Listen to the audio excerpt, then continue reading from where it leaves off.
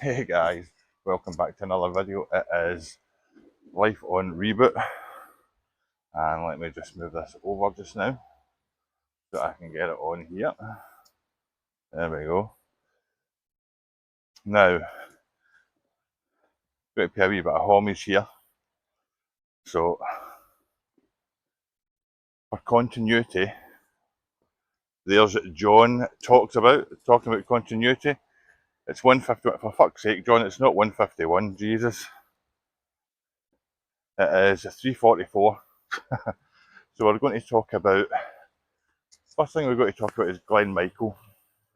Glen Michael passed away at the ripe old age in Ayrshire of 99, and he was a children's entertainer. And for 26 years, he ran STV's Glen Michaels Cavalcade, and he showcased a lot of new cartoons on there and done birthday call outs. And yeah, so I'll put a wee clip here. So it was sad to see him pass away.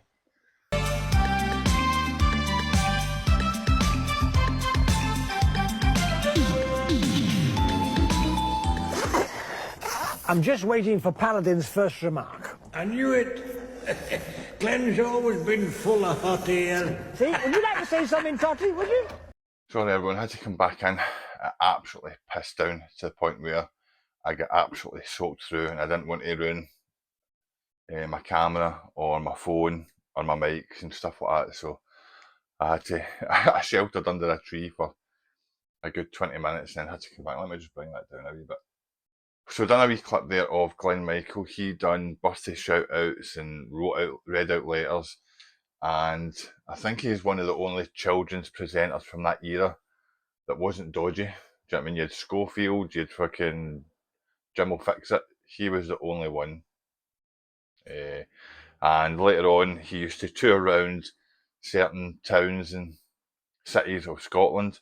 And I remember getting a signed autograph by him when I was a kid. And he used to sit there and he had a huge paraffin lamp called Paladin. And when Paladin spoke, his light kind of dimmed on and off as if he was speaking. So yeah, got memories of watching different cartoons through Glen Michaels Cavalcade. So that's the first wee story. The second story, these are all nut stories by the way. The second story is, if I can show you,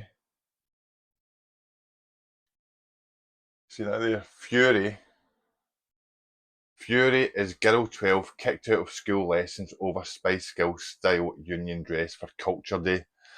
This wee girl wrote a speech about her culture, about the Spice Girls and this and that, and she wore a Union Jack dress to school, and she get kicked out of school. Kicked. It's absolutely madness, by the way. What does it say?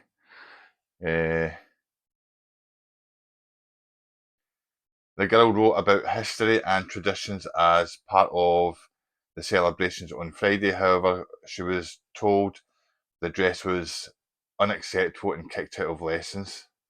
Kicked out of lessons to celebrate being British. And you want to know the reason why was, here we go. Somebody at the school has politicised the Union dress track, the Union dress, the Union Jack dress. Oh my God! Even though that wasn't the young girl's intent, Courtney didn't do, the girl didn't do anything political. Listen, I'm all for independence in Scotland, but how dare anybody that is British tell you you can't fucking or wear a Union Jack dress? I'm shocked at that. That's wokeness. That's my fucking pronouns and fucking let's have my green hair and let's eat vegan and all that kind of shit shoved down our throats. Absolutely disgusting. Do you know what I mean? That a girl can't, that anybody in this UK, in this Britain, can't walk about with anything Union Jack without somebody being offended. See if you're fucking offended. fuck off back to somewhere where you're not offended. That's it. Do you know what I mean? It's shocking, absolutely shocking. Getting kicked out of school for wearing a Union Jack dress. Man, it's absolutely shocking. I can't, it's unbelievable. Anyway, so what do you think? What do you think down below? Should should that be the case? Should she have been kicked out, or should she have been allowed? I know what I would have done. I'd be suing the school. If I could sue the school, I'd be suing the school. Anyway, here's a wee news article that I seen. I thought, the Taliban? I was like, wait, what's this all about? Here we go here.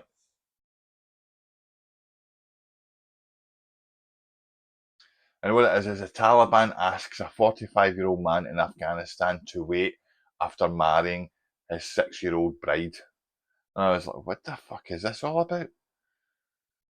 So apparently this man, who's got 2 wives already, 45, married a 6-year-old on, I think it was on the Friday, but the Taliban